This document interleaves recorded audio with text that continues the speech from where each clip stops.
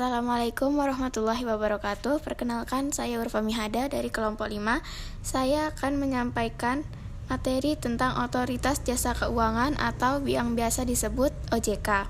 Otoritas Jasa Keuangan atau OJK adalah lembaga independen yang berfungsi mengatur dan mengawasi sektor jasa keuangan di Indonesia, termasuk perbankan, pasar modal, dan industri keuangan non-bank yang seperti asuransi, dana pensiun, dan lembaga pembiayaan. OJK didirikan berdasarkan Undang-Undang Nomor 21 Tahun 2011 dengan tujuan untuk mewujudkan sistem keuangan yang stabil, transparan, dan melindungi kepentingan konsumen. Latar belakang berdirinya OJK.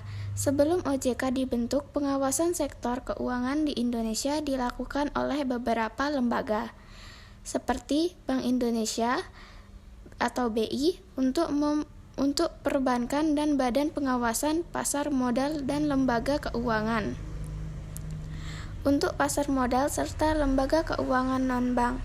Namun, dengan semakin kompleksnya sistem keuangan, diperlukan satu lembaga yang dapat mengawasi seluruh sektor jasa keuangan secara terintegrasi. Beberapa faktor yang membelakangi berdirinya OJK antara lain: yang pertama, ada krisis keuangan tahun 1997 sampai 1998. Yang kedua, kebutuhan regulasi yang lebih terintegrasi. Yang ketiga, perlindungan konsumen. Peran OJK. OJK memiliki peran sebagai berikut. Yang pertama, mengawasi dan mengatur industri jasa keuangan agar berjalan sesuai dengan peraturan yang berlaku. Yang kedua, menjaga stabilitas sektor keuangan untuk mencegah krisis yang dapat berdampak pada ekonomi nasional. Yang ketiga, melindungi konsumen dari praktik keuangan yang merugikan seperti investasi bodong dan pinjaman ilegal. Yang keempat, mendorong pertumbuhan dan inovasi keuangan termasuk dalam bidang digitalisasi dan inklusi keuangan. Fungsi OJK. Fungsi OJK antara lain: yang pertama, ada regulasi dan pengawasan. Yang kedua, mengeluarkan aturan dan kebijakan. Yang ketiga, mengawasi aktivitas perbankan, pasar modal, dan industri keuangan non-bank. Adapun fungsi OJK di beberapa bidang, di antara fungsi OJK sebagai penegakan hukum. Yang pertama, menindak pelanggaran yang dilakukan oleh lembaga jasa keuangan. Yang kedua, memberikan sanksi bagi lembaga atau individu yang melanggar regulasi keuangan.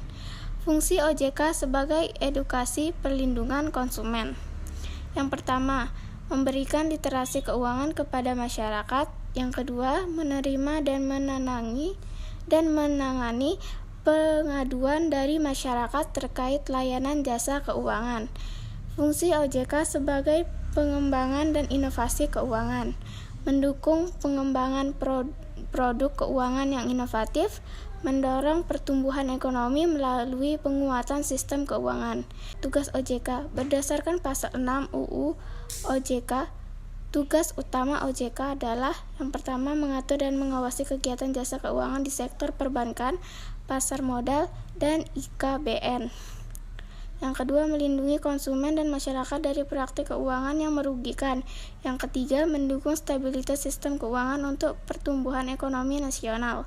Yang keempat, meningkatkan literasi dan inklusi keuangan. Wewenang OJK. Dalam menjalankan tugasnya, OJK memiliki beberapa wewenang, antara lain: yang pertama, menetapkan peraturan dan ketentuan di sektor jasa keuangan. Yang kedua, memberikan dan mencabut izin usaha lembaga keuangan. Yang ketiga, pemeriksaan, pengawasan, dan tingkat hukum terhadap pelanggaran. Yang keempat, menetapkan sanksi administratif terhadap lembaga keuangan yang melanggar aturan. Yang kelima, mengelola edukasi dan perlindungan konsumen.